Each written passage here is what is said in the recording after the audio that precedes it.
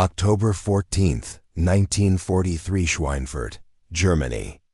Oberleutnant Klaus Weber watched in horror as American P-51 Mustangs tore through his squadron 600 miles deep into the Reich, something the Luftwaffe's high command had sworn was impossible. But the real terror didn't hit him in the cockpit.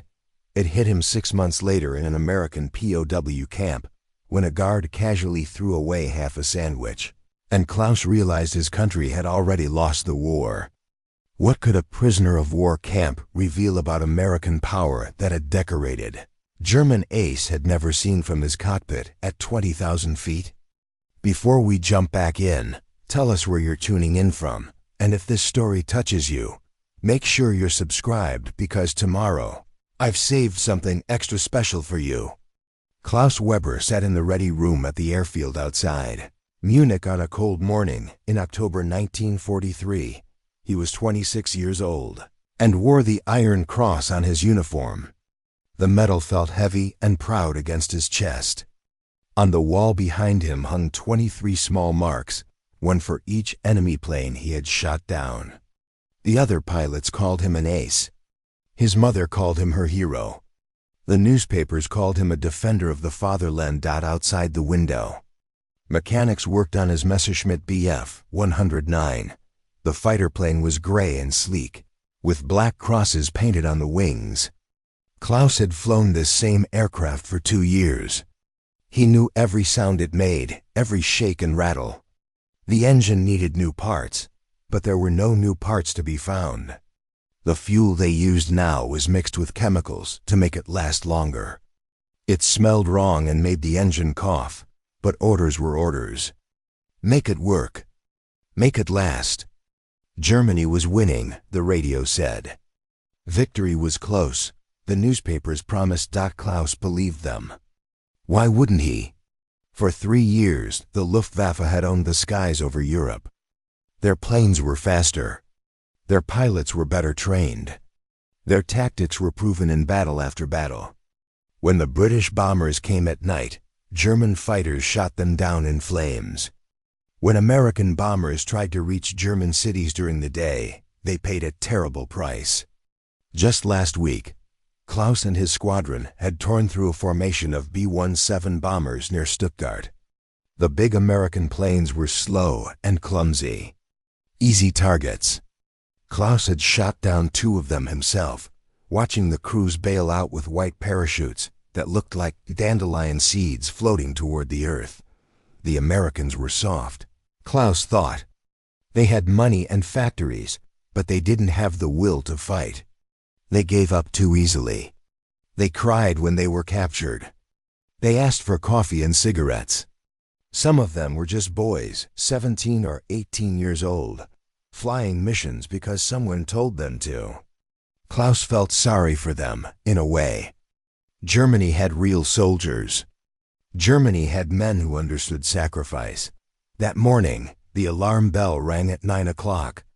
American bombers were coming again, heading toward the ball-bearing factories at Schweinfurt. Klaus pulled on his leather helmet and flight gloves. His hands were steady. He had done this 100 times before. The routine was simple. Take off, climb to 20,000 feet, find the bomber formation, attack from above and behind where their guns couldn't reach, shoot fast, break away before their escorts arrived. The escorts never stayed long. They didn't have enough fuel to follow the bombers all the way into Germany. That was the rule. That was how it always worked. Klaus took off with 11 other fighters from his squadron. The October sky was clear and blue, with thin white clouds scattered like torn paper. He could see for miles. Below him, the German countryside looked peaceful. Small farms, dark forests, rivers that caught the sunlight like silver threads. His radio crackled with voices. The bombers were 60 miles away, coming in from the west. More than 200 of them, flying in tight boxes, their metal bodies glinting in the sun. Klaus felt his heart beat faster. Not from fear, from excitement. This was what he was born to do, but then something changed. Klaus saw them at the same time. His squadron leader's voice came through the radio, tight and worried. Fighters, American fighters. Dozens of them, flying alongside the bombers, weaving back and forth like guard dogs protecting a flock of sheep. Klaus squinted through his canopy. These weren't the usual P-47 Thunderbolts that turned back at the German border. These were different, longer, faster. They had extra fuel tanks hanging under their bellies. Someone on the radio said they were P-51 Mustangs, a new type of escort fighter. Someone else said it was impossible. Schweinfurt was 600 miles inside Germany. No American fighter had ever reached this far before, but there they were. Klaus watched as the first wave of German fighters dove toward the bomber formation. The Mustangs didn't run away. They turned into the attack, their engines roaring, their guns spitting orange fire. 2 Messerschmitts exploded in midair before Klaus could even blink. A third spiraled downward, trailing black smoke. The neat German attack fell apart into chaos. Planes twisted and turned in every direction. Radio voices shouted warnings and screamed for help. Klaus pulled hard on his stick, trying to line up a shot on a bomber, but a Mustang appeared from nowhere, its guns hammering. Bullets punched through Klaus's right wing. The plane shook. Alarms rang in his cockpit. Klaus dove toward the clouds, his engine screaming. Another burst of gunfire ripped past his canopy. He felt the impact before he heard it. His engine coughed once, twice, then died completely. Oil sprayed across his windscreen, thick and black. The propeller stopped spinning. The nose dropped. The ground rushed up toward him, green fields and small houses growing larger every second. Klaus grabbed the handle above his head and pulled. The canopy flew off. Wind blasted his face. He pushed himself out of the cockpit and fell into cold, empty air. His parachute opened with a hard jerk that knocked the breath from his lungs. He hung there under the white silk, floating down toward Belgium, and watched his plane tumble end over end until it hit the ground and burst into flames. Above him, the bombers kept flying east. Their Mustang escorts still circling, still protecting them. Still there when they should have been impossible. Belgian farmers found Klaus hanging from a tree, his parachute tangled in the branches. British soldiers arrived an hour later and took him away in a truck. Nobody hit him. Nobody yelled at him. One soldier offered him a cigarette. Klaus refused. He had been taught that accepting gifts from the enemy was shameful. The soldier shrugged and lit the cigarette for himself, then gave Klaus a canteen of water. Klaus drank it. His throat was dry and his ribs hurt from the parachute landing. They put him on a train to the coast, then a boat to England, then another train heading west. Klaus watched the countryside pass by through a dirty window. He saw factories with tall smokestacks. He saw rail yards filled with tanks and trucks lined up in perfect rows. He saw construction crews building new roads. Everything looked busy. Everything looked organized. Nothing looked bound or broken. Klaus remembered the factory districts in Munich, where whole blocks had been reduced to rubble. He remembered the long lines for bread. He remembered his sister writing that she hadn't seen real coffee in 8 months. The prisoner of war camp sat in the middle of flat farmland somewhere in England. Rows of wooden barracks stretched behind 2 fences of wire. Guard towers stood at each corner. Klaus expected cold concrete cells. He expected stale bread and dirty water. He expected guards with clubs and mean faces. That was what German radio said happened to prisoners in enemy hands. The Allies were barbaric, the announcers promised. They tortured captured soldiers. They starved them. They treated them worse than animals. But when Klaus walked through the gate, a British officer handed him a blanket, a bar of soap, a toothbrush, and a towel. Real soap that smelled like pine trees. A toothbrush with soft bristles still in the wrapper. The officer spoke in broken German and pointed toward a building where Klaus could take a hot shower. Hot water. Klaus hadn't felt hot water in 6 months.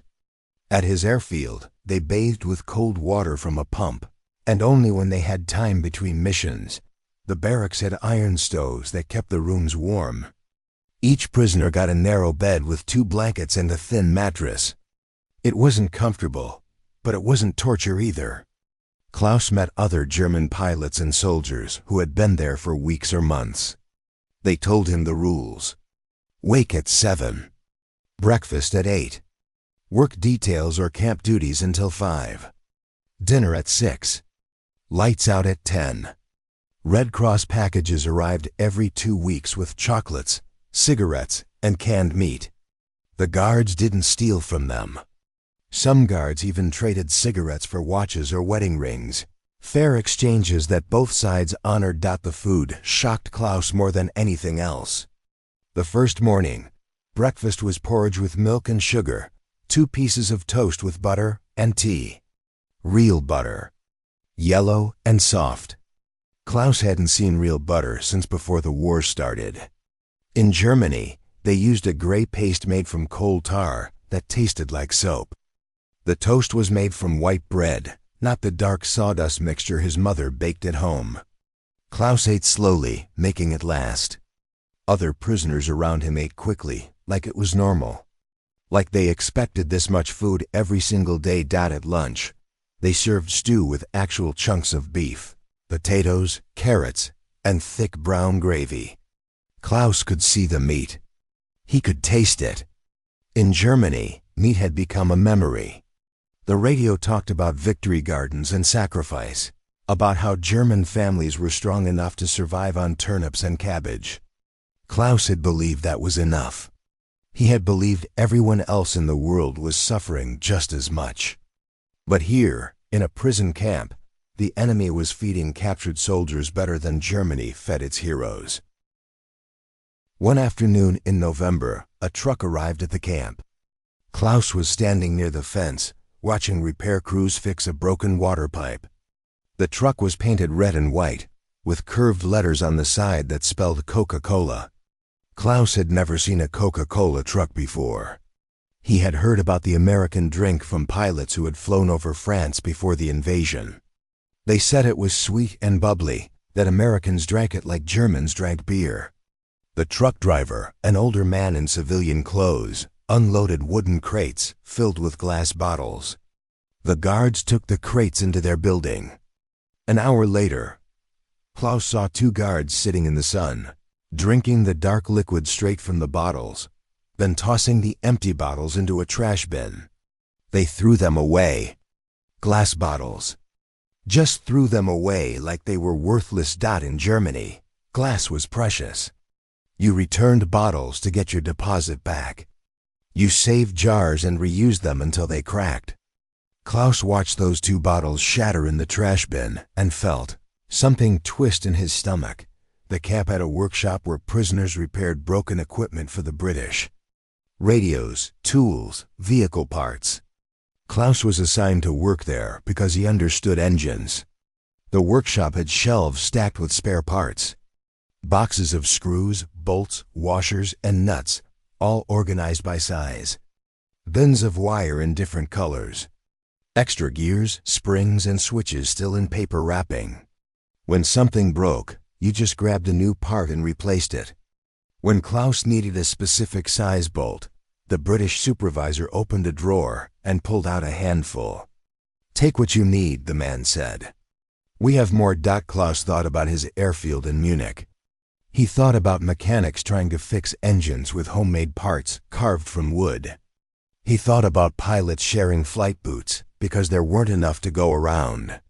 He thought about his squadron leader who flew missions with a cracked canopy because replacement glass hadn't arrived in 3 months. And here, in a prison camp, the enemy had drawers full of spare parts they handed out without counting. One evening in December, the guards brought a hand-cranked ice cream maker into the mess hall. They said it was a treat for good behavior. Klaus watched them pour in cream, sugar, and vanilla, then take turns cranking the handle. 20 minutes later, they scooped pale yellow ice cream into small bowls and gave one to every prisoner. Klaus held the cold bowl in his hands. Ice cream. His daughter was 5 years old and had never tasted ice cream. His wife hadn't seen sugar in a year. And here, the enemy was making ice cream for prisoners. Just because they could. Klaus ate it slowly, one small spoonful at a time. It was sweet and cold and tasted like something from a dream he'd forgotten. Around him, other prisoners laughed and asked for seconds. But Klaus couldn't laugh. He could only think about those endless rows of B-17s he had seen before getting shot down. Those Mustangs that shouldn't have had enough fuel. This ice cream that shouldn't exist. And suddenly, Klaus understood. They could afford to fly 1,000 bombers into Germany because they were building 1,000 bombers every month. They could send fighters 600 miles into enemy territory because they had fuel to spare. They weren't winning because they were better soldiers. They were winning because they had so much of everything that they could give ice cream to their enemies and still have enough left over to fight a war. Preparing and narrating this story took us a lot of time, so if you are enjoying it, subscribe to our channel. It means a lot to us. Now back to the story. Christmas morning 1944 came cold and gray. Klaus woke in his bunk and heard singing outside. He pulled on his worn jacket and walked to the window. A group of British guards stood near the fence, holding songbooks, singing Christmas carols in English. Their voices carried across the frozen ground. Silent Night, Holy Night. Klaus knew that song. His mother used to sing it in German when he was a boy. Still Nacht, Heilige Nacht. He pressed his forehead against the cold glass and listened. The camp commander, a thin British major with gray hair, announced that all prisoners would receive a special Christmas meal. The news spread through the barracks like wildfire. Some men didn't believe it. Some thought it was a trick. Klaus said nothing. He had learned not to expect anything anymore. Expecting things only made the disappointment worse when they didn't come. But at noon, the mess hall doors opened and the smell hit Klaus like a physical force. Roasted meat. Real roasted meat. The kind of smell that made your mouth water and your stomach ache with wanting. The guards had set up long tables covered with white cloths. Not the usual bare wood, but actual white tablecloths like in a restaurant. On each table sat plates and forks and knives, all clean, all matched. At the center of each table, a roasted turkey sat on a metal platter, golden brown and steaming. Next to the turkeys were bowls of mashed potatoes swimming in butter, plates of bread rolls, dishes of green beans, and boats of thick gravy. Klaus stood in the doorway and stared. Other prisoners pushed past him, finding seats, laughing and talking. But Klaus couldn't move. He was thinking about his last letter from home, the one that arrived 3 weeks ago. His wife had written about how they were mixing sawdust into the bread flour to make it stretch further. She wrote about how his daughter had asked if they would have goose for Christmas like they used to before the war. His wife had written back to their daughter that maybe they would have a nice potato soup instead, with a little bit of turnip if they were lucky. She had tried to make it sound cheerful. Potato soup was good. They were grateful for potato soup. Many families had less. And here, 600 miles away, the enemy was serving captured German soldiers roasted turkey with all the trimmings. Klaus found a seat at the end of a table. A British guard came by with a knife and cut thick slices of turkey, putting 3 pieces on Klaus's plate. Another guard spooned mashed potatoes next to the meat. A third guard poured gravy over everything. Klaus picked up his fork but couldn't eat yet. He just looked at the food. There was more on his plate right now than his entire family would eat in a week. Maybe 2 weeks. The major stood up and clinked a glass with a spoon. The room went quiet. He spoke in English, and a German-speaking guard translated. The major said he knew this was a hard day to be away from home. He said he hoped this meal would remind them that even in war, some things stay sacred.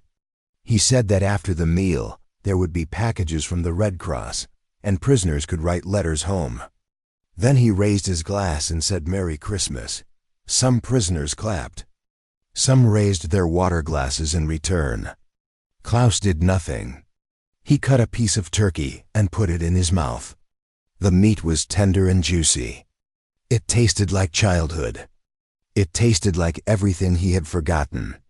He chewed slowly and felt something break inside his chest. After the meal, guards brought in wooden crates filled with packages. Each prisoner received one. Inside were things Klaus hadn't seen in years. A bar of chocolate. A tin of coffee. Real coffee, not the burned grain mixture they called coffee in Germany. A package of cigarettes. A pair of wool socks. A small harmonica. A deck of playing cards. Klaus held the chocolate bar in his hands and read the label. Hershey's. Made in Pennsylvania, USA. He thought about the Mustang that had shot him down. The pilot was probably from Pennsylvania or Ohio or some other American state Klaus had never heard of. That pilot was probably home right now, eating Christmas dinner with his family. And that pilot's country had so much extra chocolate that they could ship it across an ocean to feed enemy prisoners. That night, Klaus lay in his bunk and couldn't sleep. Other prisoners played cards or read letters or slept off the big meal. But Klaus's mind wouldn't stop working. He kept thinking about everything he had seen since arriving at this camp. The spare parts in the workshop. The Coca-Cola truck. The butter on the toast. The ice cream. The Christmas turkey. And he thought about the war. He thought about those 23 enemy planes he had shot down, and how proud he had been. He thought about the medals on his uniform and the newspaper articles calling him a hero. He thought about the speeches on the radio promising that Germany would win because Germans were stronger, tougher, more willing to sacrifice. He thought about how he had believed every word, but now Klaus understood something that made his stomach feel sick. Germany wasn't losing because German soldiers weren't brave enough. Germany wasn't losing because the Luftwaffe wasn't skilled enough. Germany was losing because the other side had so much of everything that the fight had been over before it started. You couldn't win a war against a country that had extra fuel, extra metal, extra food, extra everything. Those Mustangs that flew 600 miles into Germany weren't a miracle of tactics or courage. They were just math. America built so many planes and produced so much fuel that they could afford to send fighters on impossible missions. And they still had enough left over to make ice cream and roast turkeys for prisoners. Klaus thought about all the propaganda he had believed. America was soft. America was weak. Americans were spoiled and couldn't fight. But a country that fed its prisoners turkey dinner wasn't weak. It was so strong it didn't need to be cruel. A country that wasted nothing, that counted every bolt and reused every bottle, that fed its people sawdust bread and told them it was noble sacrifice. That country was the weak one. That country was the one that was starving and losing and lying to itself. Klaus rolled over and faced the wall. He thought about the war ending, because now he knew it would end. Germany would lose. Maybe not tomorrow or next month, but soon. The only question was how much more would be destroyed before the leaders finally admitted what Klaus could see clearly from his bunk in a prison camp. And when he went home, what would he tell his daughter? How could he explain that he had been fighting for a country that couldn't even feed its own children, while the enemy had been so rich they gave chocolate to their prisoners? The truth was heavy and cold. Klaus had been terrified when those Mustangs appeared in the sky over Schweinfurt. He had thought he was seeing the future of the war. But sitting here now, warm and fed while his family froze and starved in Munich, he realized he hadn't been seeing the future. He had been seeing the present. The war was already over. Germany had already lost. They just hadn't admitted it yet. And all those missions, all those pilots killed, all those cities bombed, it was all just waiting for someone in Berlin to accept what this Christmas turkey had proven beyond doubt. You couldn't defeat a nation that had so much it could afford to be generous to its enemies, The war ended in May 1945. Klaus heard about it on a camp radio. Sitting in the workshop with a broken motor in his hands. Germany surrendered. Hitler was dead. Berlin was rubble. The other prisoners around him reacted in different ways. Some cried. Some sat in silence. Some seemed relieved. Klaus felt nothing at all. He had already known this ending was coming. He had known it since that Christmas turkey dinner 6 months earlier. Now the rest of the world was catching up to what he had already understood. The British kept the prisoners for another year while they figured out what to do with millions of captured soldiers. Klaus didn't mind waiting. There was no rush to go home. Home was destroyed. Home was starving. Home had nothing to offer except ruins and shame.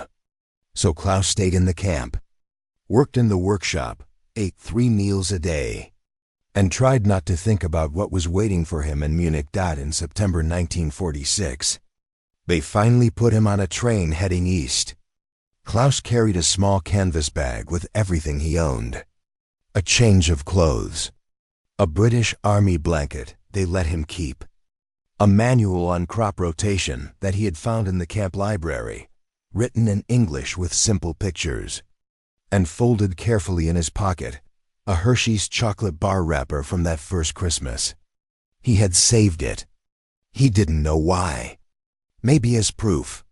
Maybe as a reminder. Maybe just because it was the only thing he owned that his daughter had never seen. The train crossed into Germany near the French border.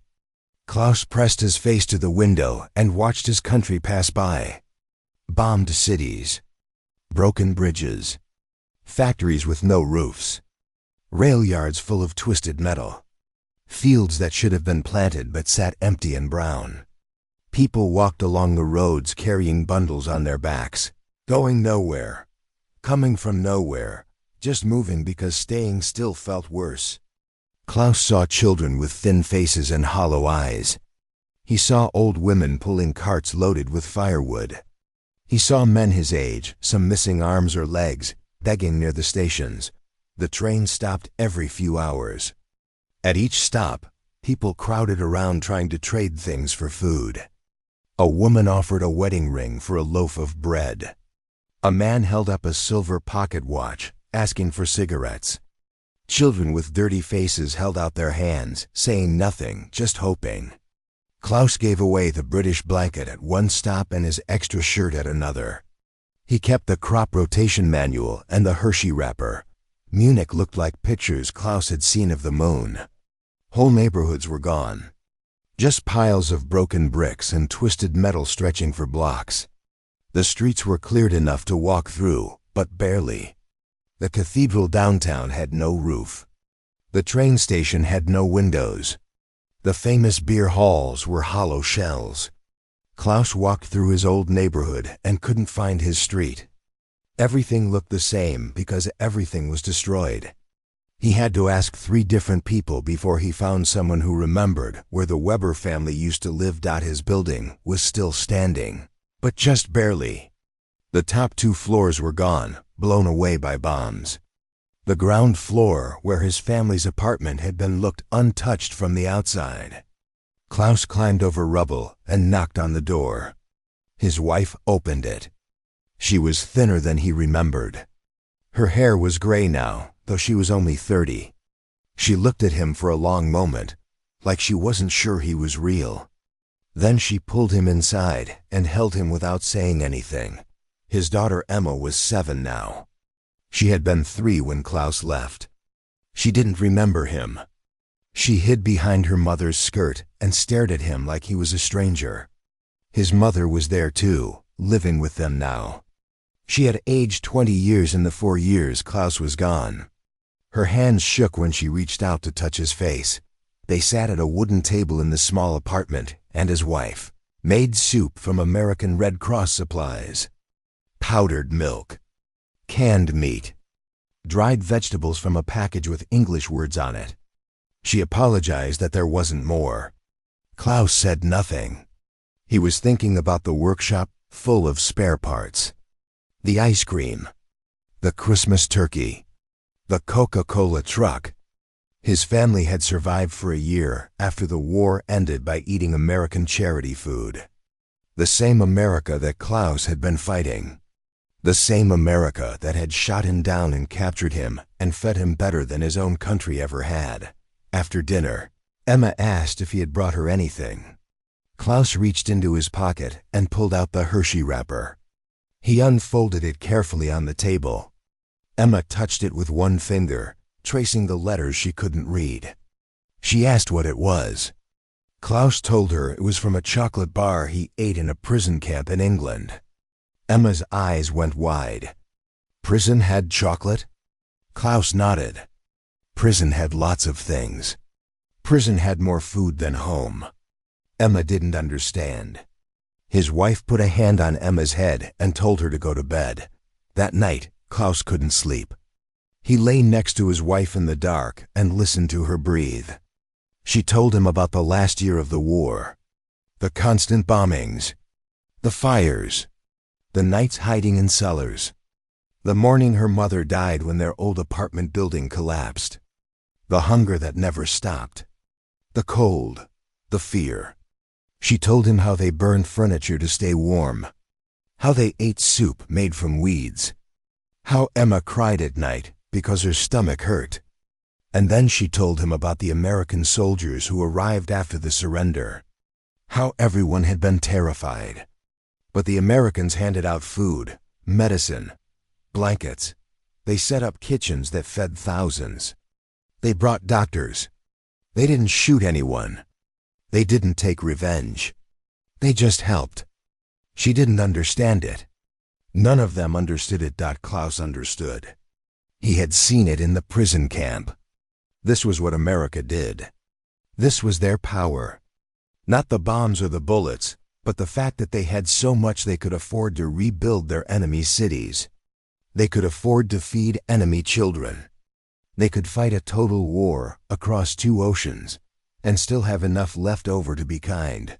The next week, Klaus walked to his old airfield outside the city. The hangars were empty. The runways were cracked. Every piece of metal that could be removed had been taken by scavengers. The control tower was a burned shell. Klaus stood where his Messerschmitt used to sit and tried to remember what it felt like to believe Germany would win. He couldn't. That person was gone. That Klaus had died somewhere between the ice cream and the Christmas turkey. He thought about those 23 planes he had shot down. 23 pilots may be dead, may be captured like him. And for what? For a country that couldn't feed its own children? For leaders who had lied about everything? Klaus had been terrified when those Mustangs appeared in the sky over Schweinfurt. His hands had shaken on the controls. His heart had hammered in his chest. He had thought he was facing death, but that wasn't the real terror. The real terror came later, sitting in that warm camp, eating that Christmas turkey, holding that Hershey bar wrapper. The real terror was realizing that Germany had never had a chance. The war was over before it began.